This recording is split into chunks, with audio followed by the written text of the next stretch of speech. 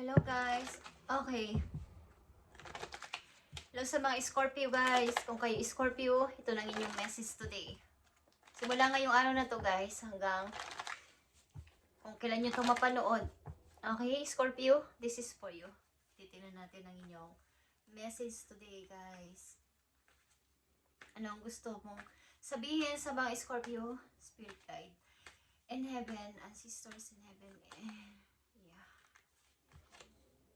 Yeah, Scorpio, something new is gusto mong i-start. Something new. Sa bagong community, bagong mga tao din gusto mo.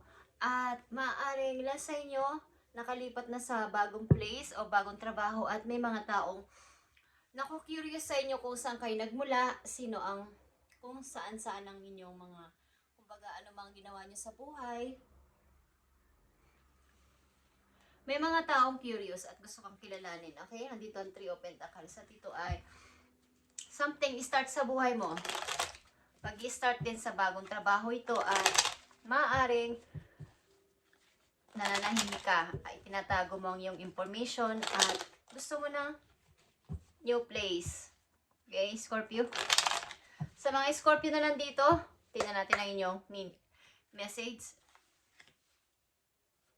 Three of Pentacles guys, pag-iimpisa na naman sa bagong pag-iipon din ito guys.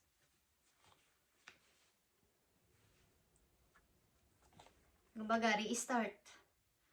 Okay, so andito yung Ten of Sword. Lubhang kayo ay nahirapang makabangon dito sa sitwasyon ninyo. Nahirapan kayong mag-move on agad-agad. Kumbaga, ang hirap kasi ng iniatang sa inyo o sinaktan kayo dito. Sinaktan kayo, kumbaga pinagtaksilan, isa na dito yung pinagtaksilan, pinagsinungalingan, at wala kayong kaalam-alam. Okay, so ang hirap mag-move on. May kinalaman din ng money, okay, sa ilang Scorpio dito. Parang niloko kayo sa pera, or kumbaga, inabuso yung inyong kabaitan, lalo na sa pagbibigay ng pera sa kanila. Okay? Tingnan natin, Scorpio, ang una mong message. Relocation, guys. Ito ay naka-green light na sa inyo ang, kumbaga, go. Ready to go. Ang gagawin mo na lang ay pumili. Kumbaga, alin dito? Left or right? Kung may pamimilian na dalawang direction is left or right. Two direction. Relocation. Maaring nagbabadya ito sa buhay ninyo, ang pagre-relocate. Guys, sa mga Scorpio na nandito sa reading. Ito ay pagpapasimula ng pag-change sa iyong buhay. Katulad itong Three of Pentacles na nandito. Bagong community is, siguro is kailangan ninyo ang bagong surroundings. Okay? Bagong kapaligiran. Okay? Kumbaga sa lugar ninyo, na-drain na kayo, nasusuffocate na kayo sa mga tao doon. So, ang ilan sa inyo nakakaisip mag-relocate, nakakaisip magpalit ng lugar, magpalit ng bahay din, magpalit ng city or country. Andito yung King of Wands, guys. Okay? Scorpio. Ito ay Leo. Aries. Or Aries. Something na may nakatingin sa'yo dito. Tinitingnan ka kung how ka magde-decide. Tinitingnan ka kung talaga bang tututuhanin mo ang pag-alis mo. Okay? Some person na maaaring tinitingnan ka lang pero hindi naman siya sa'yo makalapit o hindi kanya makausap. But ang person na to is still looking. Tinitingnan kung ano nang gagawin ni Scorpio. Talaga bang magbabago na siya? Talaga bang aalis na siya? Okay, something may nakatingin sa'yo. At nandito ang Four of Cups. Okay? Ito ay pagdududa sa gagawin desisyon, Scorpio. Hihintayin ko pa ba yung offer niya? Hihintayin ko pa ba yung, halimbawa, pagsasorry niya? Hihintayin ko pa ba siyang dumating ulit? So, kahit may nag-o-offer sa inyo, merong mga chances, opportunity na dumarating, nanatili kayong nasa gitna lang na parang ayoko pang mag-decide. May hinihintay pa ako. Okay, guys? At Tingnan natin ang chariot, guys. Okay. Sa pag-alis at paglipat ninyo, pagre-relocate ninyo, pag-change ninyo ng place or trabaho or ano man yan, basta may pagbabago kayong gagawin, ay may magandang patutunguhan ng inyong pagbabago na to. Sapagkat kayo ay makakapag-impok ng money, tataas ang sahod nyo, magkakaroon kayo ng magandang trabaho, at makakaipon kayo ng pera. Guys, okay. So, like I said, meron sa inyo gustong mag-sorry, gustong kayong puntahan, but hanggang dun lang. Okay? Page of Cups is here. Or vice versa, guys. Okay? Balak mag-message, pero binubura. Balak magbigay ng parang guys, lumapit sa inyo, humingi ng sorry, suyuin kayo is, but hanggang dun lang, guys. So, andito ang 8 of Cups, guys. Sobrang pagmamahal ito, but kailangan umalis. May isa sa inyo dito na sobra yung pagmamahal, yung love, hanggang sa nakaka-drain na. May isa lang dito nagmamahal, but hindi naman na hahandugan. Kumbaga, hindi naman nasusuklian. Yung ginagawa niyang love, yung care, okay, yung halaga, wala. So, mayroon dito, aalis mo na para tingnan naman yung ano ba yung dapat ko pang pwedeng mangyari sa buhay ko habang ako'y nandito sa mundo. Bukod dito sa pag-ibig na to, bukod doon sa sitwasyon na to, meron pa ba akong, siguro meron pang pag-asa banda doon. Kung ako ay mag-change ng lugar, mag-change ng trabaho, kung ako muna ay temporary aalis, siguro may magandang mangyayari. Okay? Ay nasa inyo sa nag-iisip-isip. So, andito yung maaaring may pagtataksil dito, guys. At ang taga nyo naka-stuck dito sa sitwasyon na to.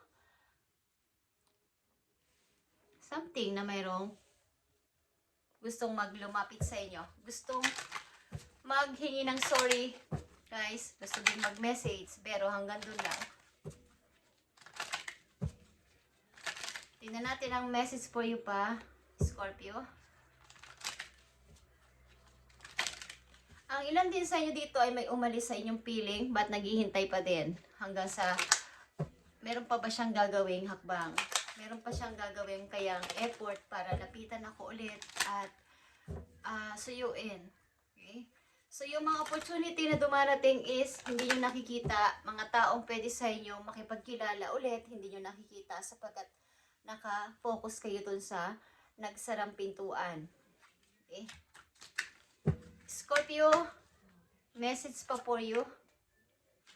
Dapat mong malaman. So, mayroon dito nagme-message sa'yo ng parang concern na mayroong problema. Hindi ko alam kung kayo may asawa, may kinakasama, at malayo kayo sa tao na to.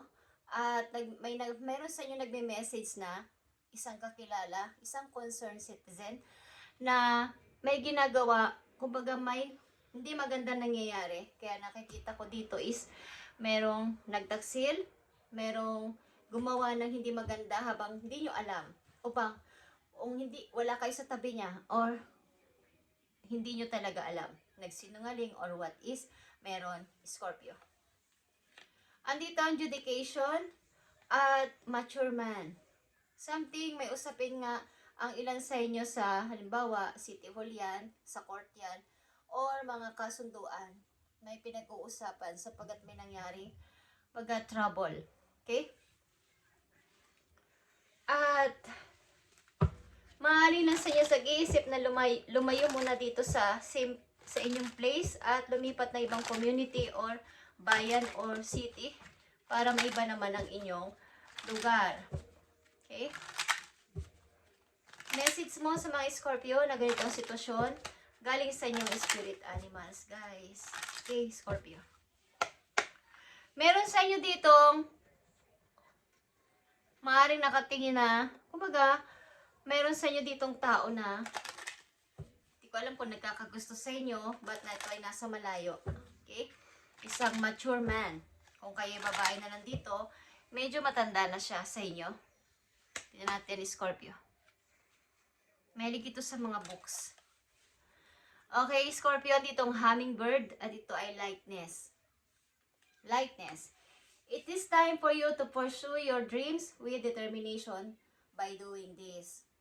Kumbaga, kung may pangarap kayo na makaahon-ahon pa sa hirap, makaipon pa ng mas marami sa future, is kailangan mo tong i-pursue mo yung dream mo na may halong determinasyon para ito ay matupad.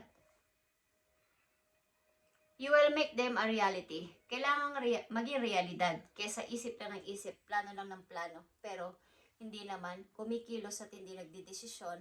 So hindi ito magiging reality. Joy is just around the corner, Scorpio. But you have to believe that is possible to manifest your vision.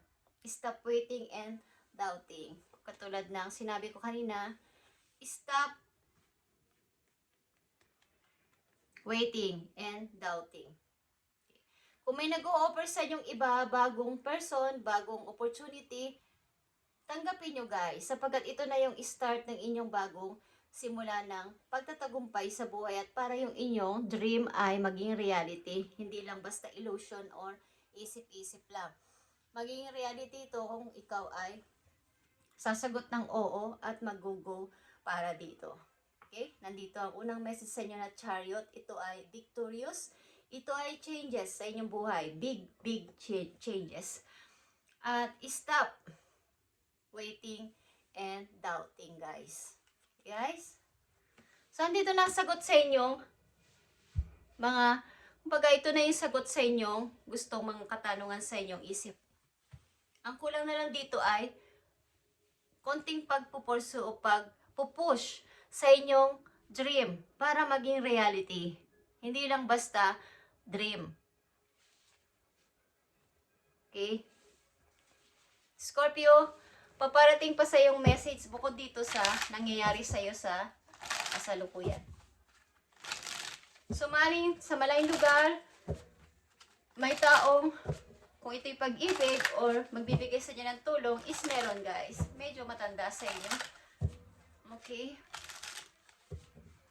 So, sa pag-ibig na to, kung ito'y pag-ibig guys, kayo lang yung nagbibigay ng totally maraming porsyento ng pagmamahal at nakaka-drain ito. Okay? Papating pa sa yung message si Scorpio. Dalawang mahalagang message. Thank you, Spirit. Okay. Subukan yung i-encourage sa inyo sarili na maging matapang as a Queen of Wands. Okay? Maging strong. Bagamat may kalungkutan at mahirap, ang pagpaprocess nito is tutulungan kayo ni God dito. Okay guys? Kung ito ang inyo talagang hangarin sa buhay. Okay? The Chariot is your first message dito. At Three of Pentacles. Pag-i-start, restart. Andito ang Six of Swords. Pag-i-healing ito, paglayo sa mga trouble, paglayo sa madadramang tao, at pagkilala ulit sa sarili, pagbabalik muli sa sarili. Paglayo. Okay? Maaaring naglalakad dito sa malapit sa airport. Okay, Page of Pentacles guys. Paghihintay ng opportunity galing sa malayo, okay? Something may magme-message sa inyo na about sa opportunity, about sa magandang balita na may trabaho ka or bibigyan ka ng visa or what is meron or natanggap ka na sa trabaho kung sa hindi kayo aalis ng inyong bansa is meron. Guys, okay? So ito ay, kumbaga, kailangan mo rin sa sarili mong i-pursue yung sarili para ang dream mo ay maging totoo. Bigyan din ito ng determinasyon, guys. Okay? Kung nalulungkot kayo, ang joy ay nasa, kumbaga yung kasiyahan nasa around mo lang na bago mo makikilala mga person. Okay? So, kailangan mong mag-believe na kumbaga magiging posible ang lahat kung ito i-manifest mo sa iyong own vision. Okay, Scorpio, thank you and God bless. At kayo ay pagpalain ni God sa inyong mga plano At sana huwag na kayo mag-waiting at magduda sa mga dumarating na opportunity sa inyong buhay sapagkat minsanan lang to sa ilang tao at mahirap na ulit na bumalik yung ganitong klaseng mga chances. Okay? Thank you and God bless, Scorpio, and mag-ingat kayo guys.